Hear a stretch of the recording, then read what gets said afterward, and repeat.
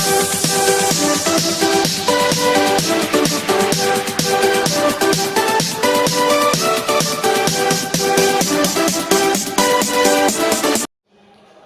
Students, पिछले video में हमने आपको बताया था कि गोलीय अपवर्तक पृष्ठ क्या होते हैं, गोलीय अपवर्तक पृष्ठ के प्रकार क्या होते हैं। दो प्रकार बताए थे, गोलीय अवतल पृष्ठ और गोलीय उत्तल पृष्ठ। गोलीय उत्तल पृष्ठ क्या होता है, गोलीय अवतल पृष्ठ क्या होता है, ये भी मैंने एक्सप्लेन किया था। और निर्देशांक ज्यामिति के साथ में चिन्ह बंटवारे भी एक्सप्लेन की थी। और साथ ही साथ हमने बताया था कि पृष्ठ के ध्रुव, वक्रता के मुखज और वक्रता त्रिज्या के होती है। अब हम लोग जो दो पार्ट पढ़े थे गोलीय अपवर्तक पृष्ठ के, गोलीय उत्तल पृष्ठ और गोलीय अवतल पृष्ठ, तो आज हम एक्सप्लेन करेंगे या फार्मूला डेरिवेट करेंगे कि गोलीय उत्तल पृष्ठ पर अपवर्तन का सूत्र क्या होता है। Formula of reflection and spherical convex surface. हमने बताया था कि गोलीय उत्तल पृष्ठ आपतित किरण के सामने का भाग उत्तल अर्थात भरा हुआ होता है। यहाँ पर देख रहे हैं ये गोलीय उत्तल पृष्ठ है, इसका पृष्ठ एस डैश है, इसका बिंदु P ध्रुव कहलाता है और C वक्रता केंद्र है। इसके ध्रुव P से U दूरी पर एक वस्तु O रखी है जिससे चलने वाली एक किरण OA अपवर्तन के पश्चात बाइंड हो जाती है विलंब की ओर AM किरण अपवर्तित होती है। जैसा कि आप जानते हैं अपवर्तन का नियम होता है कि जब कोई प्रकाश की किरण अपवर्तन के नियमानुसार जब कोई प्रकाश की किरण विरल माध्यम से सघन माध्यम में जाती है तो अभिलंब की ओर बाइंड होती है, अभिलंब की ओर मुड़ जाती है।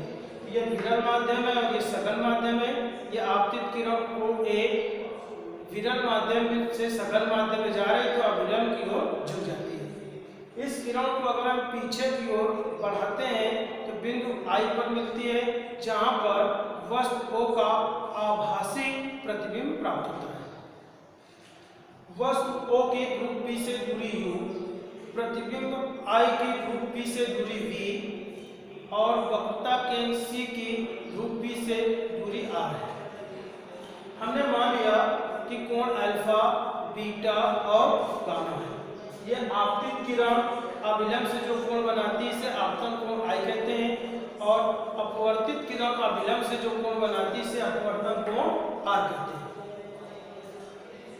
यहाँ पर देख रहे हैं कि चित्र में आपतन कोण OAN is equal to I और अपवर्तन कोण CAM is equal to R and this is equal to OAI is equal to R। अब यहाँ पर दो ट्रायंगल पर आपको ध्यान देना है। जहां पर कोई वस्तु रखी जाती है वक्रता केंद्र के सापेक्ष त्रिभुज बन रहा है आपका OCA और दूसरा त्रिभुज प्रतिबिंब के लिए वक्रता केंद्र के सापेक्ष ICA। ये दो त्रिभुज हैं।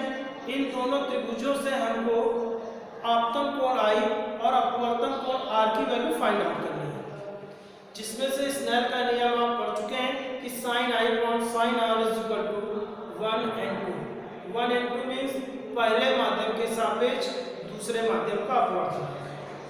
तो यहाँ देखते हैं वस्तु और वक्रता केंद्र के सापेक्ष त्रिभुज बन रहा है OCA। त्रिभुज OCA में इसका बहिष कोण I है और आप जानते हैं त्रिभुज का बहिष कोण त्रिभुज के दो अंतःकोणों के योग के बराबर होता है। तो त्रिभुज OCA में हम लिख सकते हैं I equal to alpha plus gamma.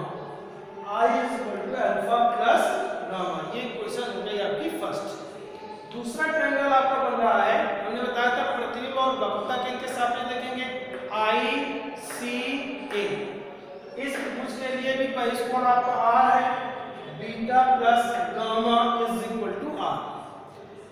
ये क्वेश्चन फर्स्ट और क्वेश्चन सेकेंड I और R की वैल्यू हमको प्राप्त हो गई।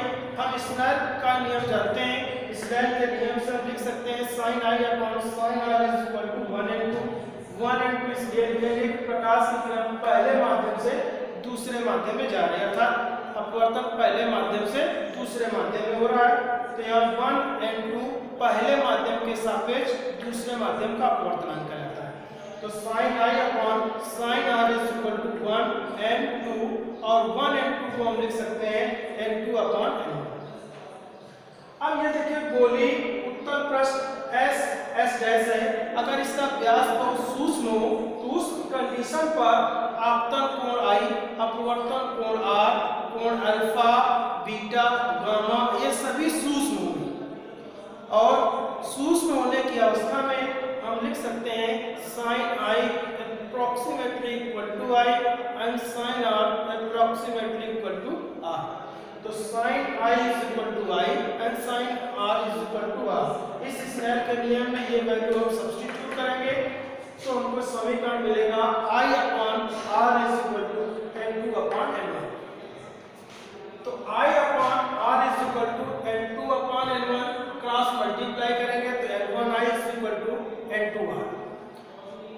इक्वेशन फर्स्ट और सेकंड से I और R की वैल्यू यहाँ पर हम सब्स्टिट्यूट करेंगे तो n1 alpha plus gamma is equal to n2 beta plus gamma. n1 का अंदर मल्टीप्लाई करेंगे, n2 का अंदर मल्टीप्लाई करेंगे तो इक्वेशन मिलेगी हमें n1 alpha minus n2 beta is equal to n2 gamma minus n1 gamma. Gamma इसमें हम कॉमन ले लेंगे तो n1 alpha minus n2 beta is equal to n2 minus n1 into gamma. ये आपका समीकरण थर्ड हो जाएगा। अब हमको करना क्या है कि अल्फा, बीटा और गामा की वैल्यू फाइंड आउट करनी है। जो हमने कंसीडर किया हुआ है ये एंगल आपका अल्फा और ये एंगल आपका बीटा और ये एंगल आपका गामा है। तो इस फिगर के हेल्प से हम अल्फा, बीटा और गामा की वैल्यू फाइंड आउट करेंगे। तो देखिए फिगर में एक ट्रायंगल बन रहा है OP डैश A। तो यहाँ से हम लिख सकते हैं tan alpha is equal to AP dash upon OP। और अभी हम बता चुके हैं कि अपवर्तक पृष्ठ का व्यास सूक्ष्म होने की अवस्था में alpha, beta, gamma, I, R सारी वैल्यूज बहुत सूक्ष्म होंगी, अर्थात उस स्थिति में alpha is equal to tan alpha, beta is equal to tan beta and gamma is equal to tan gamma हम लिख सकते हैं। तो यहाँ पर हमें अल्फा, बीटा, गामा की वैल्यू फाइंड आउट करने के लिए देखिए alpha is equal to tan alpha और tan अल्फा की value triangle OP dash A में तो AP dash upon OP dash. अब व्यास सूक्ष्म होने के कारण बिंदु A बिंदु P के बहुत समीप होगा, अर्थात बिंदु P डैश भी बिंदु P के समीप होगा, इसलिए O से P तक की दूरी O से P डैश की दूरी के बराबर ली जा सकती है। तो हम लिख सकते हैं OP dash is equal to OP। तो alpha is equal to tan alpha, AP dash upon OP dash is equal to AP dash upon OP। OP की वैल्यू चिन्ह प्रॉपर्टी का प्रयोग करते हुए सब्स्टिट्यूट करेंगे। देखिए वैल्यू आपकी U है, चिन्ह प्रॉपर्टी लगाएंगे तो माइनस U।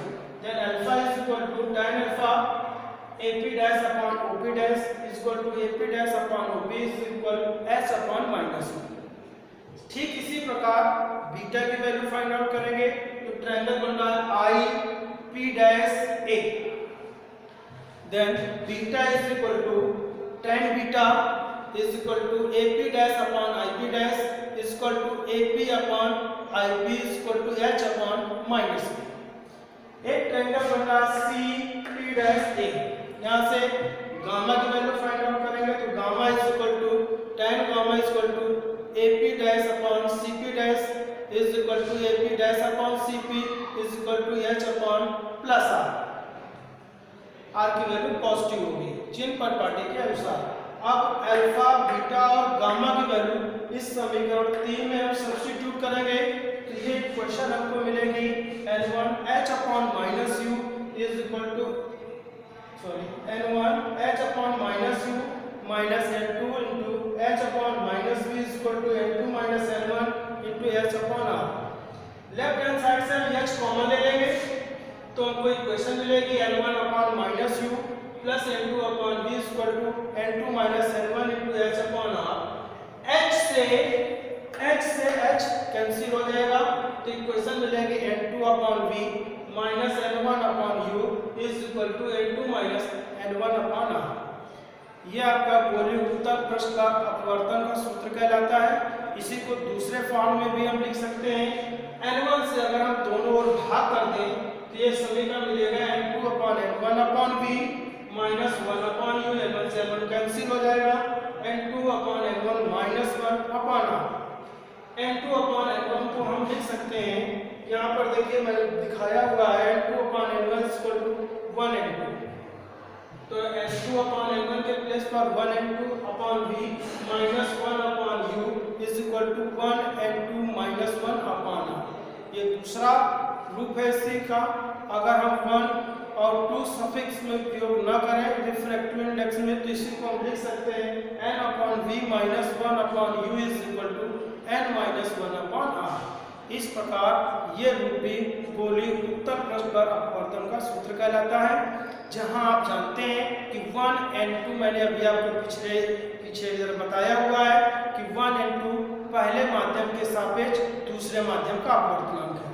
यहाँ 1n2 के प्लेस पर ही n लिखा गया है, तो n भी या 1n2 पहले माध्यम के सापेक्ष दूसरे माध्यम का अपवर्तनांक कहलाता है। हमें उम्मीद है कि ये वीडियो आपको बहुत पसंद आई होगी और आपको समझ में भी आया होगा। Thank you. आओ।